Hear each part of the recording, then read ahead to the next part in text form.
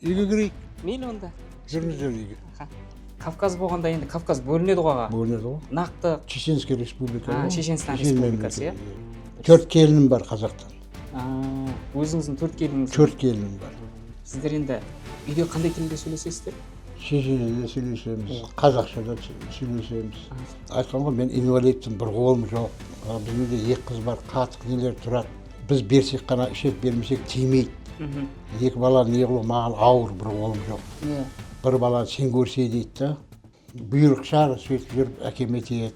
Қыздарыңызды ұзат үйлендіріп? Қыздардың бәрі біреу Кавказда, біреу Жалағашта, біреу Шымкентте, біреу мынау Шіркел ауылында. Оңтүстікке кетті дейсіз. Біреу мынау Шіркел ауылында қазаққа кетті. Сол таза көркәз айтып ештеңе жеткізе алмайсың да, көзімен көрмегеннен кейін. Қалың мал жағы қалай? Кавказда мынандай бер деп ставка қоймайды. Төмені миллион, сол миллионнан басталады, иә? Ол Құдай көріп тұрған нәрсені адамнан жасырғанмен Құдайдан жасыра алмайсың. Немен айналысасыз қазіргі таңда?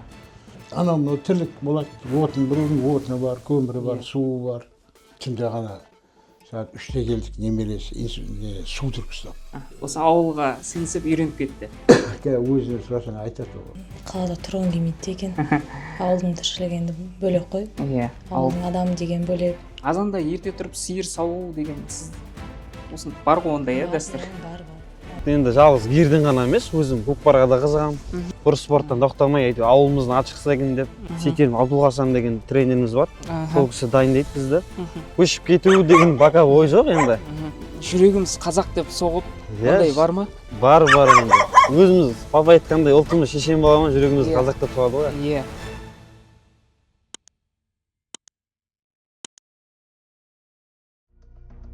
Армысыздар, құрметті көрермендер. Осы жолғы шығарылымда Қызылорда облысы Бұқарбай Батыр ауылына келдім. Ондағы ойым шешен халқының тұрмыс тіршілігін сіздерге көрсету. Арнаға тіркеліп, лайк басуды ұмытпаңыз. Ендеше кеттік. Алдымен шешен халқының елімізге қалай қоныс аударғаны жайлы қысқаша түсіндіре кетейін. Шешенстан тарихындағы сұмдық оқиға 1944 жылы 23 ақпанда басталған. Жолаушыларды тасымалдауға арналмаған вагондарға адамдарды малша айдап кіргізді.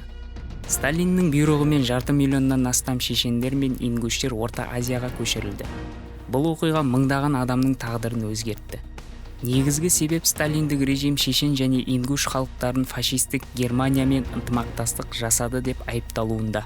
Менің ойымша бұл жағдай шындыққа жанаспайды. Әрине осы тұста бір саяси ойын болған секілді. Себебі Кавказ жері Ресей үшін стратегиялық маңызы бар аймақ. Түркия мен Иранға шығатын бірден бір жол еді. Сол үшін де Ресей бұл аймақты өз бақылауында ұстағысы келген сияқты. Әрине бұл менің жеке ойым. Содан адамдар лық толы тиелген вагондар Қазақстанның түрлі облыстарына жетті. Орал, Қостанай, Атырау, Қызылорда, Шымкент секілді еліміздің түрлі қалаларына жайғастырылды. Осы орайда пейілі кең Дархан қазағым қиын қыстау кезеңде шешен ағайындарына және өзге де ұлт өкілдеріне қол ұшын созып, мейірімділік пен қонақжайлылық танытты. Бұл адамгершілік қасиеттері қалай адамның өмірін сақтап қалды.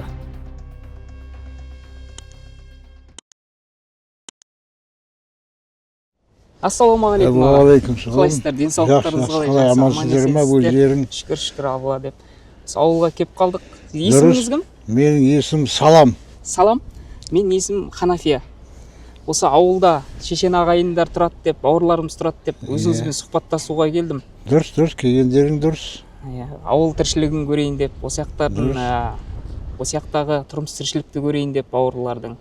Дұрыс. Сондай бір сұхбаттассақ. Дұрыс. Үйге кірейік. Мейлі онда. Жүріңіздер үйге. Далада тұруға болмайды, үй тұрғанда. Жүріңдер. Енді анандай неғып баратқан жоқпыз, анау жоғары шеше бір ішке қарайды. Күн суық мына. Кіріңіздер жоғары қарай. Саламатсыздар ма? Ағамыз қаладан біздерді келеді деп дастархан жайып қойыпты. Алла разы болсын, аға. Амин. Мынау сұрақтарын бізге қызық қой енді. Бізде Қызылорда облысында осында қаншама ұлт өкілдері тұрады, кезінде қаншама тарих болған дегендей. Сіздер енді үйде қандай тілде сөйлесесіздер? Біз шешенеде сөйлесеміз, қазақшада сөйлесеміз.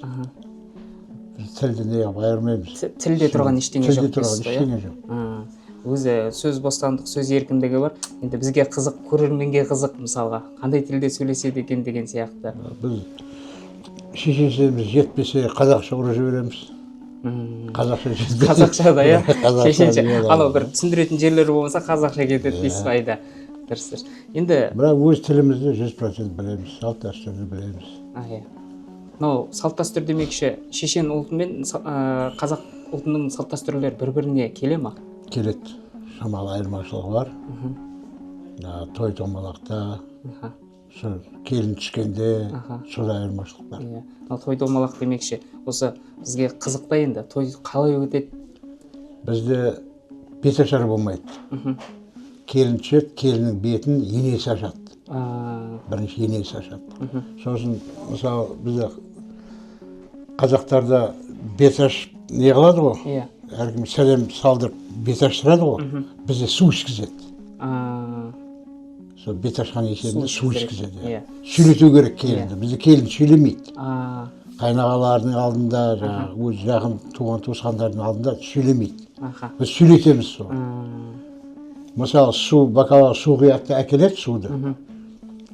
Ішуге бола ма әдекіде енді. Ырымы ғой сондай. Ырымы ғой салт дәстүр. Сосын біз айтамыз, суға у отқан жоқсың ба дейміз.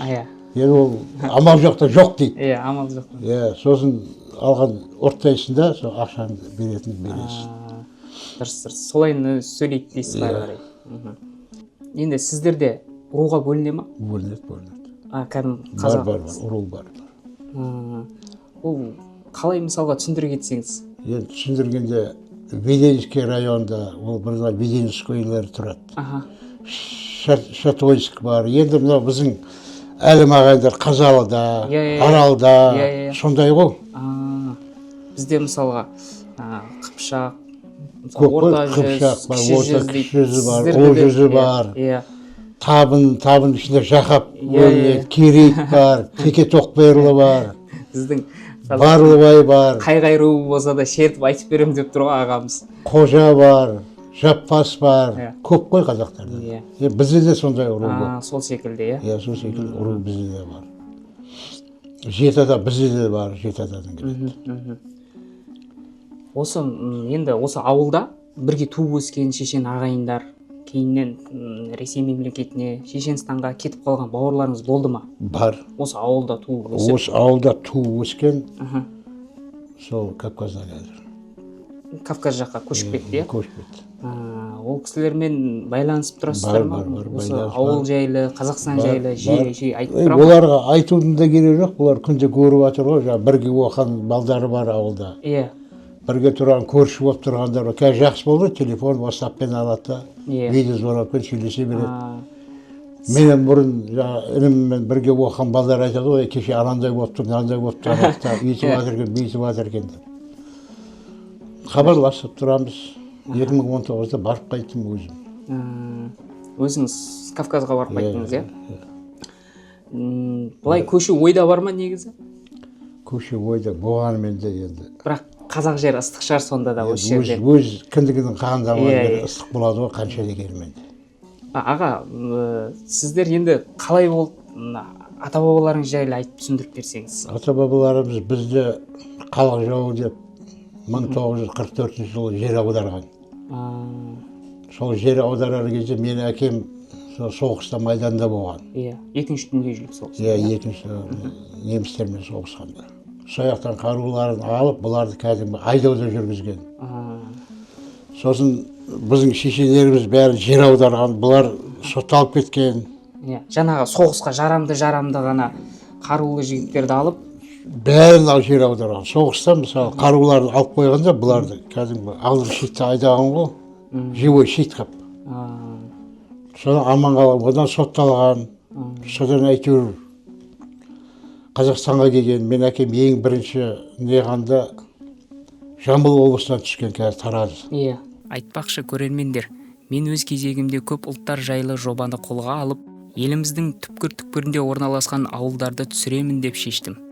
Егер сіздің де ауылыңызда түрік, неміс, кәріс, ұйғыр, грузин секілді көп ұлтты халық орналасқан болса, нақты ауылыңызды, мекен жайыңызды комментарийге жаза кетіңіз. Әрбір комментті оқитын боламын, және сіздің қалдырған пікіріңіз мен үшін маңызды.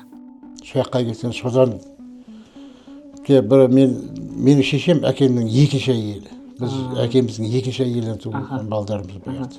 7 ағайынды едік енді. 4-еуміз алдық. Сіз өзіңіз осы ауылда туылдыңыз? Осы ауылда, мынау 5-ші бригада деген жер бар, сояқта туылғанмын, әкем мал баққан. Жақсы. Одан Мәдениет ауылына барған шалдар баста сояққа түсірген боларды. Иә. Мен шешем де сол Мәдениетте болған.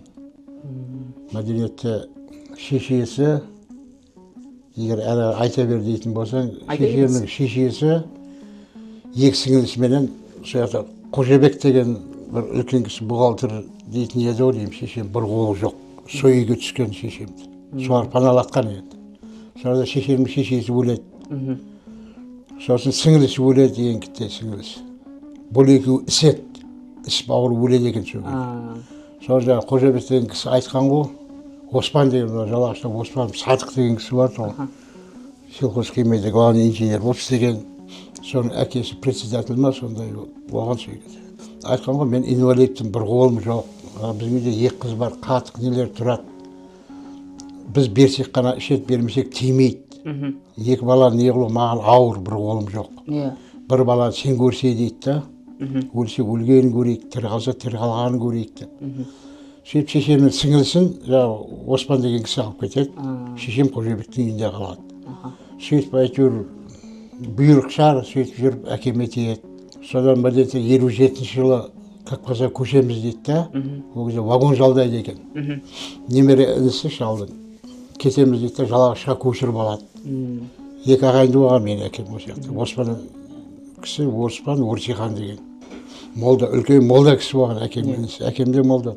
Соның інісі келгенде айтқан ғой, мен тастап қайыққа барасың. Күзгіні көшеміз бірге деген. Аналар кетті, 2 қалды ғой осы жақта, сол қалғаннан қалды. Әке шешеміз де осы жақта, ағаларымыз да, бауырларымыз да осы жақта ғой. Ағайын туыс бауырлардың бәрі осы ауылда дейсіз ғой? Қайтыс болған кісілер осы жақта бәрі. Кейбіреулер Ресей мемлекетіне, кейбіреулер Кавказға кетті. Кавказға, иә.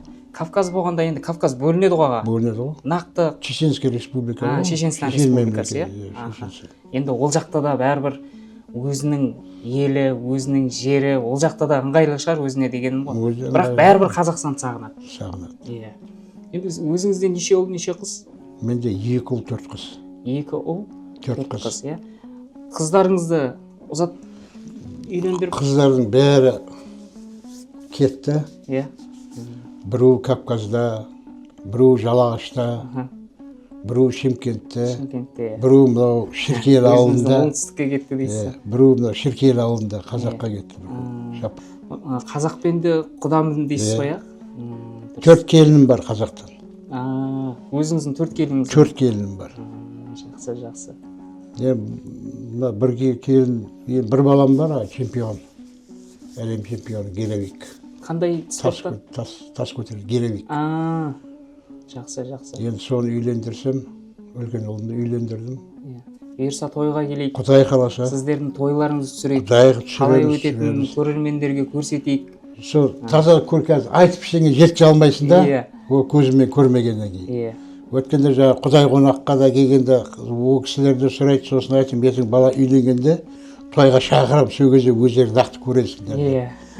Мен айтқаным сендерге айту ғана қызық болады, ол кезде таза бейнесін көресің ғой. Енді той демекші сол тойда қазақ, жаңа айтып жатсыз ғой, қазақтың да салт дәстүрін ұстанамыз, шешеннің де салт дәстүрін ұстанамыз, әйтеуір екеуі араласып өте береді деп. Қалың мал жағы қалай? Қалың мал жоқ, қазақтағыдай қалың мал. Қазақтағыдай, иә? Енді бізде өткенде мен айтып жібердім, бұяқтағын. Кавказда мынандай бер деп ставка қоймайды. Өзің ыңғайыңа қарай, бірақ бәрібір айналып келгенде миллион ғой. Иә. Төмені миллион, сол миллионнан басталады, иә? Иә. Бізде Одан енді төмен беретіндер де бар, жағдайына қарай. Бірақ ставка қоймайды. Кавказда қоймайды. Қоймайды. Бізде енді жасыратын түгі жоқ, шыны керек ставка қояды ғой бізде Бар ғой оңтүстікте ол. болсын мысалға. Енді ояқта да қоятындар бар шығар, бірақ мен онда ескенім жоқ. Енді мен бардым, бір ай болып қайттым ояқта. Бірақ мен сұрадым үлкен кісілерден. Бұяқта қалай болады қалың мал деп. Олар айтты, 10 жерде сен бай бол, не бол.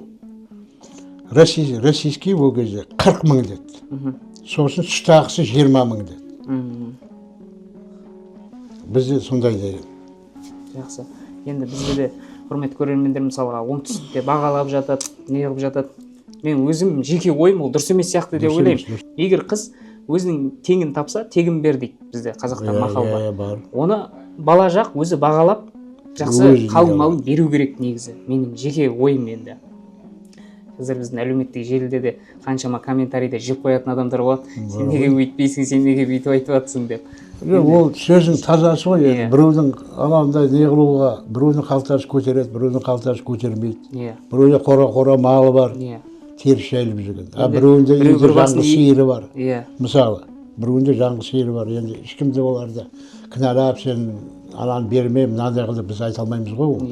Әркім өзі біледі, өз пікірі бар, өзінің жағдайы бар. Жағдайы жоқтар кредитке кіреді, батырлатып. Ешкімнен кем болғысы келмейді. Амал жоқ, үйлену керек. Амал жоқ, баланы үйлендіру керек. Ол үйленгеннен кейін де тағы қиыншылық басталады, кредит бар, одан кейін құда шақыруың керек, киім беруің керек, дүние беруің керек. Осы ауылда да, ағайындарда да осы бар ғой осындай жағдай, Бар ғой, бар. Қазақта да, шешемде де дәл осы жағдай. Сіздерде де кездеседі, бар, кездеседі. Кредит болады, үйленеді, анау, мынау. Бізде бар проблема, сіздерде де бар. Бар. Ол Құдай көріп тұрған нәрсені адамнан жасырғанмен Құдайдан жасыра алмайсың. Мен өз басым баламды үйлендірді, кредит алдым. Сол жігіттер көмектесті. Көрші Ақжармадағы жігіттер көмектесті. Енді өзі біздің басшылар ауылда болмай қалды да, егер басшылар байтабын шаруашылығында жұмыс істеймін. Бас ауылда болмай қалды да, бір жағдаймен сыртқа шығып кеткен. Ол болғанда мен кредитке де ешқайда бармай дедім, басқы береді. Көмектеседі. Бізге қосымша береді ғой. Сол қосымша беретін кезде басшылар болмай қалды да, бір өздерінің бір нелері болып сыртқа шығып кеткен, басқа облысқа кеткен олар. Сосын аяқ астынан бала неғаннан кейін, әкеліп томп еткізгеннен кейін амал жоқ. Енді реті келіп тұрса үйлендіріп жүрген дұрыс қой енді, қалай болса да енді. Уақытта кетіп жатыр. Бала үйленемін деп неғаннан кейін оны ертең арғын деп итеруге болмайды. Бір қалса қалып қояды да. Бір беті қайтса дейсіз ғой. Бір не қылса. Енді аға өзіңіздің жеке өміріңіз жайлы айтып берсеңіз. Немен айналысасыз қазіргі таңда? Шаруашылықты 98 жылға дейін мал шаруашылығында жұмыс істедім. Одан кейін техникаға шықтым, мал тарады, совхоз тарады. Сосын байтабын шектеулі серіктестігінде жеке шаруашылығында жұмыс істеймін. Трактор айдаймын ауылда. Күріш егінмен айналысамыз. Жаздың сезонында, Сезонда.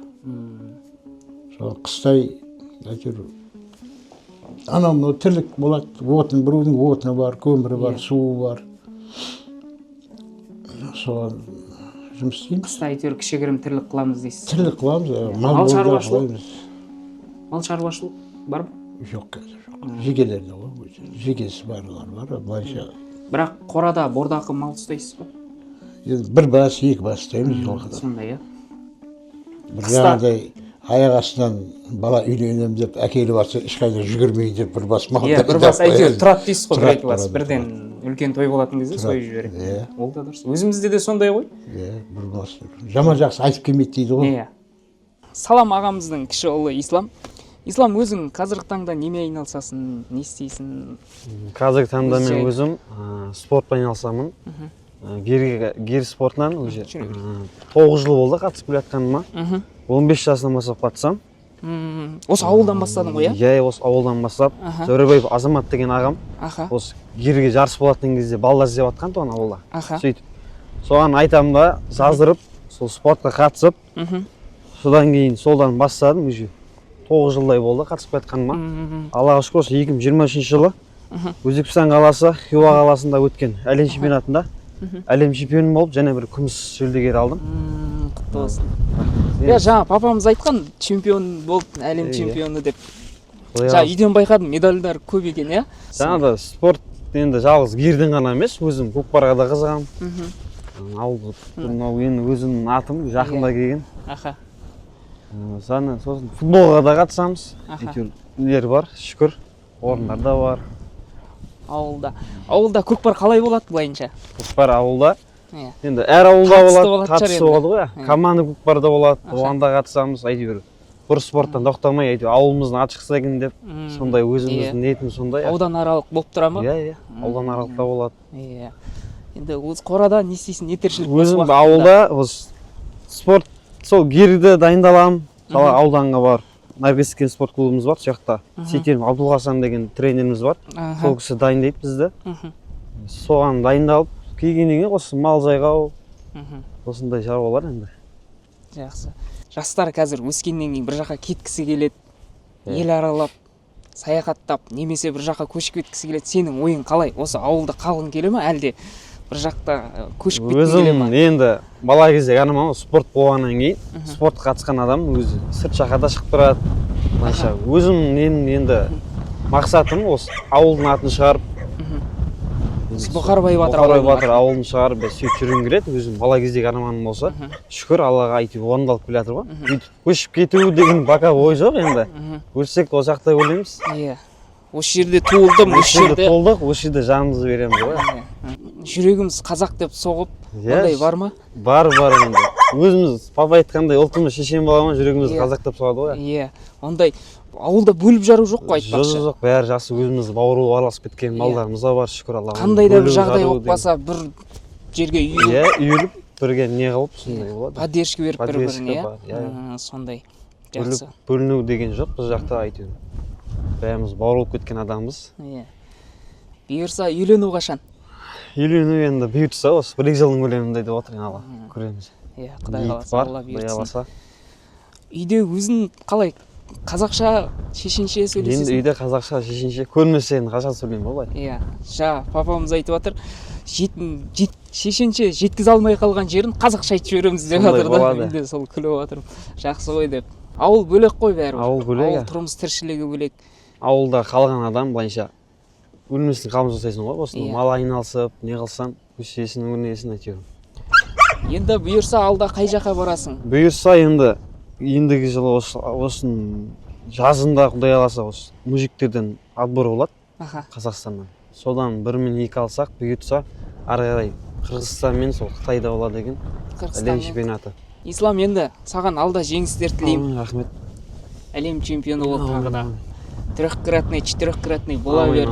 Саған Алла разы болсын, рахмет. Рахмет, сізге де рахмет.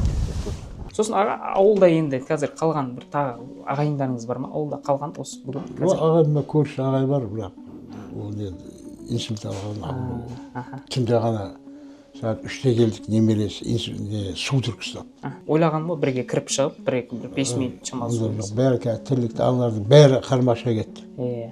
Әйтпегенде оларды дайындалып тұрған, маған солар айтты. Сосын балам айтты, папа осындай келуге бола ма деді. Ойбай, неге болмайды? Келсін. Алдында келгенмін. Солай рұқсат сұрап бола ма деп. Болады, неге болмайды? Папама ескертейін деді, сонымен. Болады. Аға, енді нақты былай осы ауылда шешен ағайындар көп па? 10 шақты үй бар. 10 шақты үй бар, иә? Ол кісілер қалаға қарай көшкендері бар, иә? Қалаға көшкен жоқпыз. Қалаға көшкен жоқ па? Негізі қалаға көшуге ой бар ма? Жоқ, мен қалаға көшуге ойым жоқ. Мен келінді қаланың қызы. Қаланың қызы, иә? Иә. Осы ауылға сіңісіп үйреніп кетті. Өзінен сұрасаң айтады, ауылғанда екен, қалағанда екен. Есіміңіз? Хава. Осы үйге келін болып түстіңіз, иә? Иә. Қай жылы? 2020 жылдың аяқ жағында, декабрь айында түстім. Өзіңіз осы Қызылордада туылғансыз ба? Жоқ, Жаңақорған ауылында туылып өстім. Қай жақта оқыдыңыз? Шымкент қаласында. Енді бір-екі сұрағым бар, осы ауыл өмірі қалай екен, қызық екен деп, әлде қалаға кету ой бар ма, әлде ауылға үйреніп қалдыңыз ба деген сияқты? Өзім қалада тұрып, қаланың өмірін көргеннен кейін бір жағынан уже қалада тұрғың келмейді екен. Ауылдың тіршілігі енді бөлек қой. Иә. Ауылдың адамы деген бөлек. Қалаға барсаң сені ешкім танымайды. Жаңағындай мәміле жоқ. Бір сөзбен айтқанда. Сол ауылдың тіршілігі өзіме ұнайды, емін-еркін. Иә. Ауылда енді үйренісіп қалған ауылдың тыныс тіршілігі бөлек бәрібір. В общем, қалаға көшуге ой жоқ дейсіз ғой. Жақсы. Азанда ерте тұрып сиыр сауу деген сіз осыны бар ғой ондай дәстүр? Бар. Обязательно. Енді жаздың кездерінде, енді алтының кезінде, бестің кезінде тұрып сауа береміз ғой. Сиырдың ыңғайына қарай. Әзірге бірақ өзімізде ондай ірі қара мал жоқ. Тек жылқы. Сол ойлаған ғой енді. Мен өзімде де нағашыларым ауылы бар да. Олардың көбісі қалаға көшкісі келмейді. Тіршілік бар. Ауылға қора бар. Қимастықтан ба, или өзі сіңісіп кеткенден ба, қалаға барғанда да бәрібір жата алмайды. Мен өз басым қалада қарындасым бар. Саяққа барсам, қарындасым айтады, бізге жақтырмайсың ба не деп, қонсай дейді. Білмеймін, қона алмаймын. Бізде де сондай ғой. Ауылға тарсам ба. Айтатын әпкелеріміз бар. Былайша ағайындар бар ғой, қалада көп ағайындар. Бірақ сонда да ауылға қарай. Жаңа нағашыларым жынды қылады. Әкесі, жеңгеміз не қылса жаңа, апамыз не қылса, апамыз ауылда өзі ошақ келсе тез кетіп қалатын еді. Неге? Әйтеуір маған бұйырып келін болып келді. Қалаға барысы бармайын дейді. Құрметті көрермен, осымен видео соңына жетті. Бұл тарих бізге мейірімділік пен адамгершіліктің маңыздылығын еске салады. Қазақ және шешен халықтарының достығы соның жарқын үлгісі. Каналға тіркеліп кетуіңізді сұраймын. Сіздермен болған мен Мұхаммед Ханафия. Келесі видеода кездескенше сау болыңыздар.